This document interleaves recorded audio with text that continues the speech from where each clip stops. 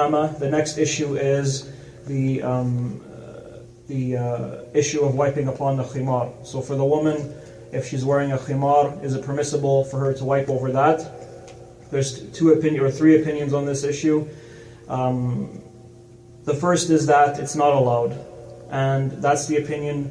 So everyone who said you can't wipe on the imama also says you can't wipe on the khimar. So the Ahnaf, the Malikiya, and the Shafi'iyya, and some of the Hanbalis. So they say that if a woman's wearing a khimar, she can't wipe upon it. She has to wipe over her hair, either by taking off the khimar or by putting her hand underneath the khimar and wiping upon the head.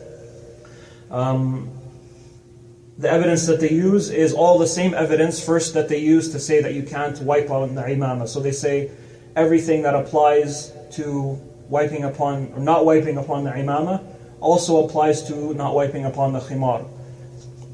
So they use all the evidence that we just discussed. Also they say that all the texts that are used to say that it's allowed to wipe on the imama only mention the imama, so they don't mention anything about the khimar. So even if we were to accept that it's allowed to wipe upon the turban, this only applies to the turban, it wouldn't apply to anything else. So this is a second evidence that they use, or a second argument. And then they also mention a hadith from Alqamah, who was a freed slave of Aisha radiallahu anha, that she from عن عائشة أنها كانت إذا توضأت تدخل يدها من تحت الرداء تمسح برأسها كله. Or that from Alqamah, from Aisha radiallahu anha, that if she would perform wudhu, she used to put her hand underneath the shirt or the covering that was covering her head, and wipe all of her head.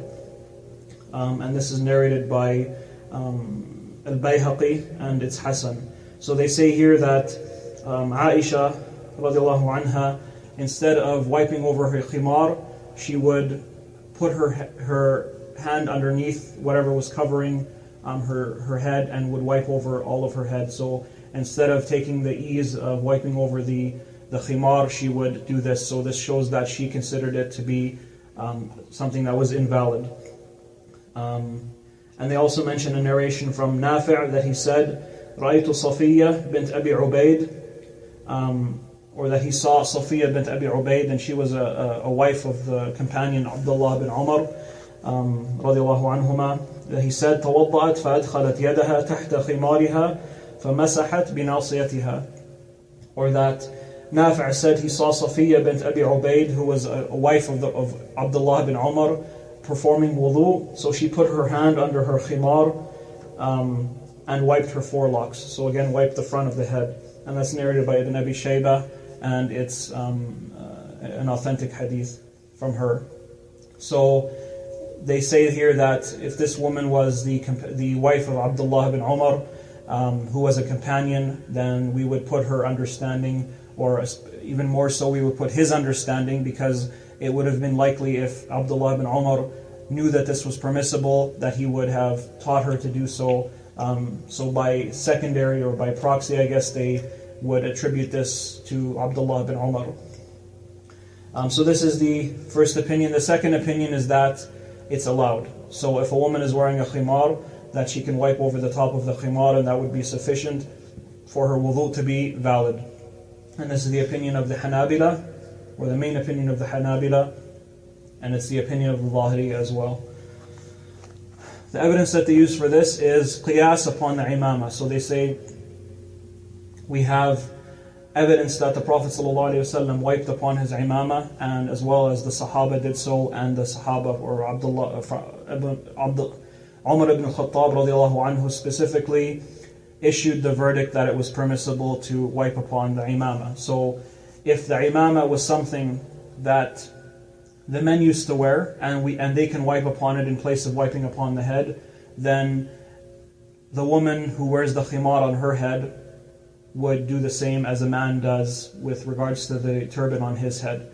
And they argue that, or some of the secondary arguments are that if a man doesn't have to wear an imama, let alone, and on top of that, he doesn't even have to cover his head, but a woman does have to cover her head.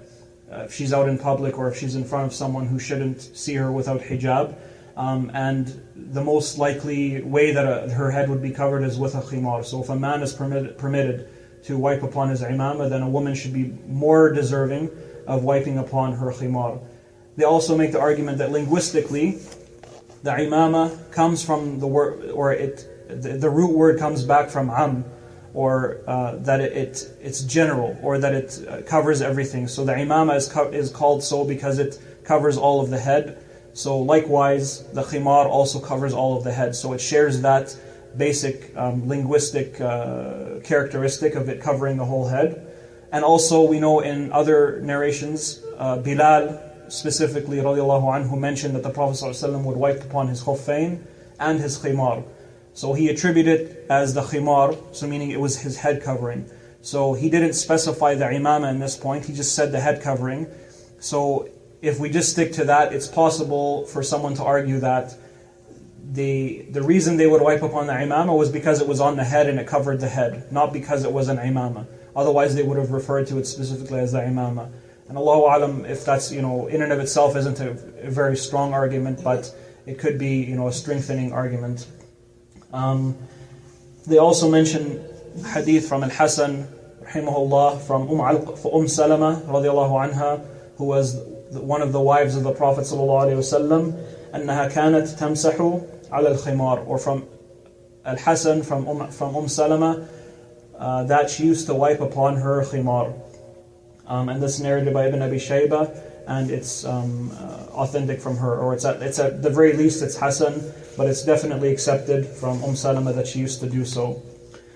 So here, if we look at these, and then the last opinion is that of Ibn Taymiyyah, rahimahullah, that if there was a need, it would be permissible for the woman to wipe upon her khimar, but if there was no need, then it wouldn't be valid.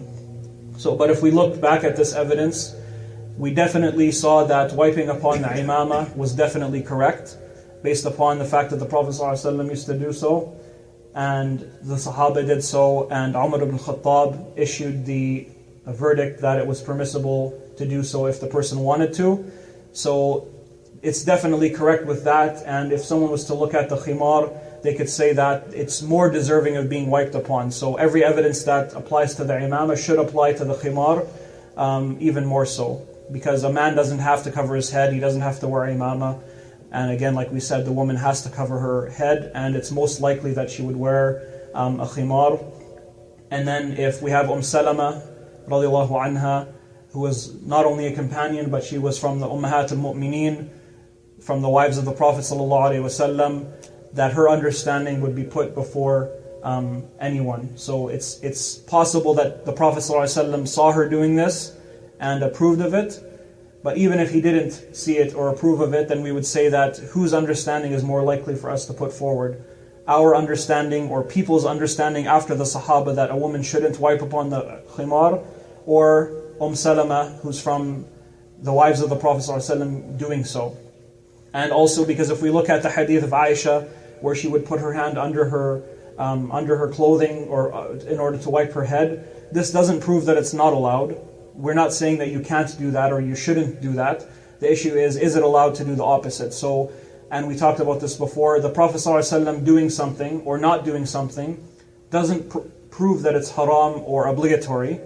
It would at the most prove that doing it or not doing it would be recommended. So what would we say then if it's not even the Prophet ﷺ, it's the Sahaba after them, and they're not saying don't do it, they're just not doing it themselves. So how could we say that the Sahabi not doing something proves that action itself is invalid? So it seems like definitely the evidence is in favor of the opinion that it's permissible for the woman to wipe upon the khimar.